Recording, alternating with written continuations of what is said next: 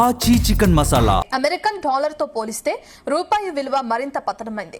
గతంలో ఎన్నడూ లేని రీతిలో రూపాయి విలువ జీవితకాల నష్టానికి చేరుకుంది. ఇక ఈ పరిణామం భారత్ బాహ్య రంగానికి సవాళ్లను మరింత పెంచుతుంది.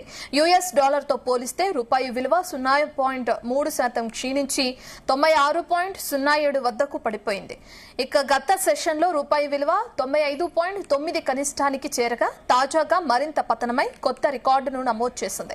గ్లోబల్ మార్కెట్లో నెలకొన్న ఒత్తిడుల కారణంగా రూపాయి మారకం విలువ వరుసగా పతనం అవ్వటం ఆర్థిక వర్గాల్లో ఆందోళనను పెంచుతుంది.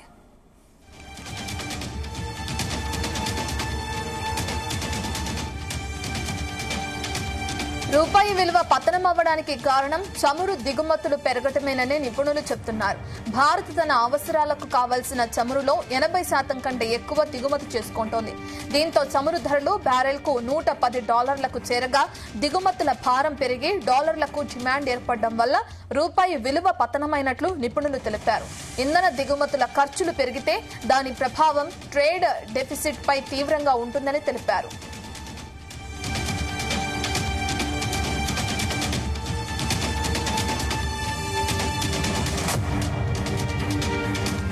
ఇదే విషయానికి మనతో మాట్లాడడానికి సీనియర్ స్టాక్ మార్కెట్ అనలిస్ట్ జీవి సత్యనారాయణ గారు అందుబాటులో ఉన్నారు. సత్యనారాయణ గారు, గుడ్ ఈవినింగ్ అండి. రూపాయి విలువ పడిపోవటం మనం చూస్తున్నాం, ఎలా చూడొచ్చు అంటారు? దీనికి గల ప్రధాన కారణాలు ఏమై ఉండొచ్చు? గుడ్ ఈవినింగ్ రత్న. రూపాయి ఆల్ టైమ్ లోకి రావడం జరిగింది. ఇది $96.14 ఆల్ టైమ్ లోకి వాళ్ళు రావడం జరిగింది. వాళ్ళకు ఇప్పుడు కొంచెం మళ్ళీ రికవరీ అవడం జరిగింది. అయితే ఇదంతా ఏంటిదంటే ఎఫ్ఐఐలు కంటిన్యూగా అమ్మటం, ఎఫ్డిఐ ఫారెన్ డైరెక్ట్ ఇన్వెస్ట్మెంట్స్ రాకపోవటం, ఇప్పుడు ఏదైతే అంటే మళ్ళీ ఈ ఇరాన్ అమెరికా వారితోటి మనము విదేశీ మారక ద్రవ్యం ఎక్కువ ఖర్చు అయిపోవటం, దీంతో ఈ ఫారెక్స్ ఏదైతే చేస్తారో వాళ్ళందరూ కూడా అంటే ఆ వ్యాపారులు ఎవరైతే ఉందో వాళ్ళు తీవ్ర ఒత్తిడికి గురి అవ్వటం, ఎఫ్ఐలు ఎప్పుడైతే అమ్ముతారో మన యొక్క రూపీ అంటే ఇక్కడ డాలర్లు కొనుక్కొని వెళ్ళిపోతారు అనమాట, అంటే ఇక్కడ నుంచి వెళ్ళిపోతుంటాయి. అందుకని ఒక్కసారిగా ఈ ఇరాన్ అమెరికా వార్లు, అనిశ్చిత పరిస్థితులు, ఈ ఆధార్తోటి ఏవైతే ఉన్నాయో ఇవన్నిటితోటి మార్కెట్లు ఫాలో అవటం, దాంతో పాటు మన రూపాయి 96.14 ఇవాళ ఆల్ టైమ్ హైకి రీచ్ అవటం, ఆల్ టైమ్ లో అంటే ఎప్పుడు రానటువంటిది అంటే రికార్డు స్థాయికి పడిపోవటం. అయితే ఇది $100 కూడా చేరే అవకాశాలు ఉన్నాయనేది ఒక వార్త. అయితే ఇప్పుడు 6 నెలల కరెన్సీలతో పోలిస్తే మన అంటే డాలర్ ఇండెక్స్ వచ్చి ఇది 99.28 జరుగుతుంది. మెయిన్ ఏంటిదంటే మనకి క్రూడ్ ఆయిల్ పెరగటం, ఇరాన్ అమెరికా వార్ అనుకోండి, ఈ ఎఫ్ఐఐలు అమ్మటం, ఇవే మెయిన్. దీంతోటి దిగుమతులు తగ్గిపోవటం, దిగుమతులు పెరగటం, ప్రతి దేశ కరెన్సీ కూడా ఆల్ టైమ్ లోకి మంది కూడా ఆల్ టైమ్ లోకి రావటం జరిగింది. ఇది ఎప్పుడు రికవరీ అవుతుంది అంటే ఎప్పుడైనా మళ్ళీ ఇరాను అమెరికా వార్ అయితే తప్ప ఇది మళ్ళీ అయ్యే అవకాశాలు కనపడటం లేదు. ఈ రోజు మళ్ళీ మార్కెట్లు కూడా బాగా ఫాలో అవటం జరిగింది. ఎందుకు జరిగింది ఏంటిదంటే ఇవే రీజన్లు మెయిన్. ఇంకా అనిశ్చిత పరిస్థితులు, ఇంకోటి వాళ్ళ శుక్రవారం వీకెండ్, ఫ్రైడే, ఇప్పుడు ఎన్ఎస్సి వచ్చి 48.61 పాయింట్లు మైనస్. ఇక ఒకటి కావు అన్ని ఓవరాల్ గా ఒక్క నిమిషం చెప్తున్నా. నిఫ్టీ 50 వచ్చి 46.10 మైనస్, 23,643.5 క్లోజ్ అయింది. బిఎస్సి సెన్సెక్స్ వచ్చి 160.73 పాయింట్లు మైనస్. అలా నిఫ్టీ 500 మైనస్ 82 పాయింట్లు. బ్యాంక్ నిఫ్టీ వచ్చి ఎక్కువ మైనస్ 418.60. ఐటీ వచ్చి కొంచెం పాజిటివ్ లో ఉంది. ఎప్పుడైనా మార్కెట్లు పడ్డప్పుడు ఐటీనే పాజిటివ్ లో ఉంటది. మిగిలిన Nifty mid cap minus, BSc bank minus, Nifty 200, Nifty 100, Nifty small cap, BSc 500 అన్ని కూడా మైనస్ లోనే ట్రేడ్ అవడం జరిగింది. ఇక బిఎస్సి ఏదైతే 30 కంపెనీల్లో 14 ప్లస్ లో ఉన్నాయి, 16 మైనస్ లో ఉన్నాయి. ఇక మన ఎన్ఎస్సిలోకి వస్తే 22 ప్లస్ లో ఉన్నాయి, 29 మైనస్ లో ఉన్నాయి. ఇంకా గోల్డ్ సిల్వర్ విషయానికి వచ్చేటప్పటికి అవి కూడా మైనస్ లోనే ట్రేడ్ అవుతున్నాయి. గోల్డ్ వచ్చి 3%, నియర్లీ 2.7% మైనస్. మన ముడి చమురు వచ్చి $108.44. ఇవాళ కూడా అది 2.5% పెరిగింది. సిల్వర్ కూడా ఫాల్ అవటం జరిగింది. సిల్వర్ వచ్చి సుమారు 17,000 మైనస్ లో ఉంది. గోల్డ్ వచ్చి 2,800, 3,000 మైనస్ లో ట్రేడ్ అవుతున్నాయి. ఇది రత్న. ఓకే, సత్యనారాయణ గారు, ప్రధానంగా రూపాయి కనిష్టానికి చేరుకోవడం ముడి చమురులో ఒకటి, అలాగే బ్రెంట్ క్రూడ్ ఆయిల్ ధరలు ఒకటిగా మనం చూస్తున్నాం. అయితే ఇప్పుడు మోదీ ఏదైతే చెప్పారో మొన్న మాట్లాడిన సందర్భంగా పెట్రోల్ ధరల యూజెస్ ఏదైతే ఎక్కువగా చేస్తున్నామో వాటిని తగ్గించాలి, వర్క్ ఫ్రమ్ హోమ్ చేసుకోవాలి, ఇటువంటివి కొన్ని బంగారాన్ని కొనడం తగ్గించాలి, ఇవన్నీ చెప్పారు. వీటి వల్ల రూపాయి విలువ పెరిగే అవకాశం ఏమైనా ఉంటుందా? పెరుగుతుంది. ఇప్పుడు ఎప్పుడైతే విదేశీ మారక ద్రవ్యం మనకి ఖర్చు కాలేదో, అంటే ఎగుమతులు కనుక పెరిగితే అప్పుడు ఆటోమేటిక్ గా మీరు అన్నట్టు ఆ ఎఫెక్ట్ ఉంటుంది. ఇప్పుడు ఏదైతే అంటే డాలర్ స్ట్రాంగ్ అవ్వాలంటే సింపుల్ గా ఎగుమతులు బాగా పెరిగినాయి అనుకోండి, ఆటోమేటిక్ గా మన రూపాయి బలోపేతం అవుతుంది అనమాట. మనం చూడవలసింది ఏంటిది, దిగుమతులు తగ్గియాలి, ఎగుమతులు పెరగాలి. అప్పుడు మీరు అన్నట్టు రూపాయి బలోపేతం అవుతుంది. లేదు యుద్ధం ఆగిపోవాలి. యుద్ధం ఆగిపోతే ఏంటంటే క్రూడ్ ఆయిల్ దిగిపోతుంది. అప్పుడు మనకు కూడా కొంత బెనిఫిట్ అవుతుంది. అంటే ఏం జరుగుద్ది అంటే ఎక్స్పోర్ట్స్ ఎక్కువ జరగాలి.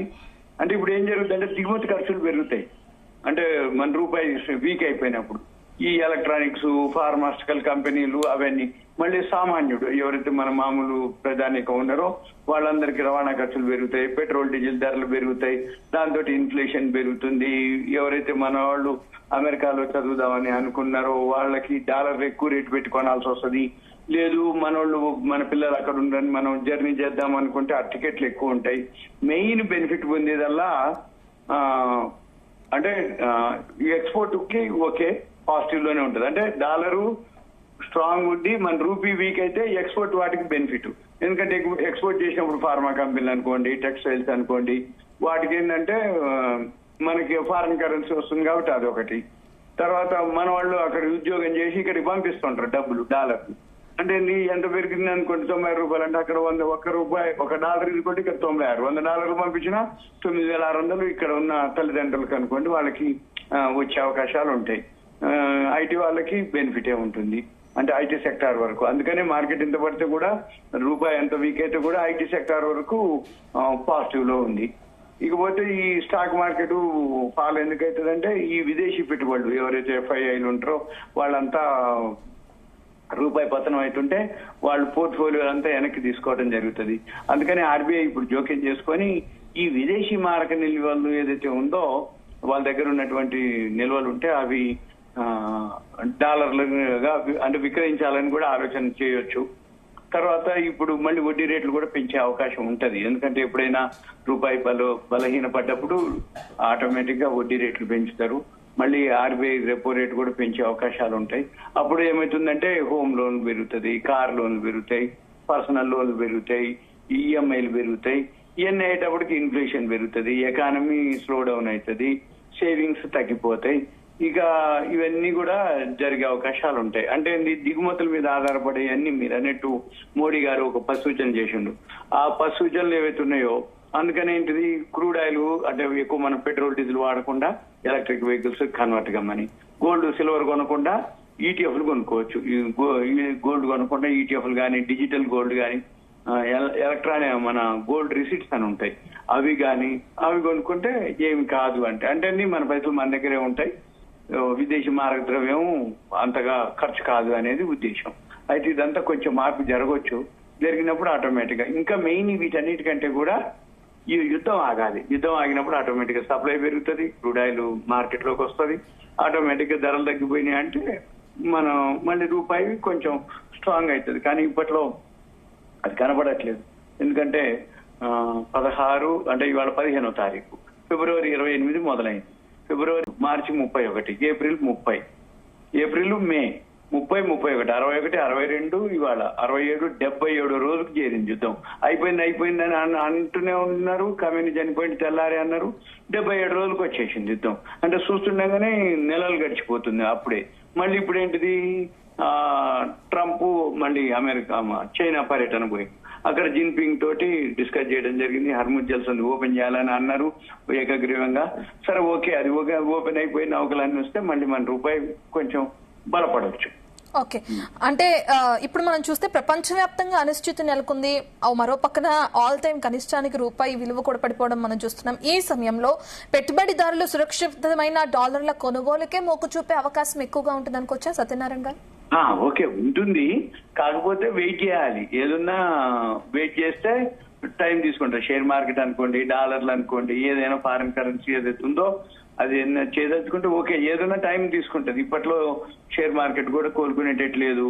డాలర్లు కొనుక్కోవచ్చు, అంతకు ముందు నుంచి ఇంత పెరిగినాక అది 100కి రీచ్ అయితే అని అంటున్నారు. మరి ఇక్కడ ఏమాత్రం మళ్ళీ పాజిటివ్ న్యూస్ వచ్చిందా అంటే మళ్ళీ మన రూపాయి బలోపేతం అవుతుంది, డాలర్ తగ్గిపోతుంది, షేర్ మార్కెట్ పాజిటివ్ లోకి వస్తుంది. కాకపోతే ఇప్పుడు కనబడట్లేదు అవన్నీ. మీరు అన్నట్టు డాలర్ అయితే ఇంకా స్ట్రాంగ్ గా ఉండే అవకాశాలు. మీరు అన్నట్టు అసలు అనిశ్చిత పరిస్థితులు మనం కాదు, ఇంకా ఇరాన్ అమెరికా అయితే ఎప్పుడో పోయినాయి. అంటే ఆ దేశం యొక్క ఇన్ఫ్లేషన్ ఎప్పుడో పెరిగిపోయింది. కానీ వాళ్ళు అలా ఉన్నా కానీ వాళ్ళు నెట్టుకొస్తారు. మనది ఏంటంటే లేటెస్ట్ గా ఎప్పటికప్పుడు ఓపెన్ కొంటాం కాబట్టి తెలిసిపోతుంది.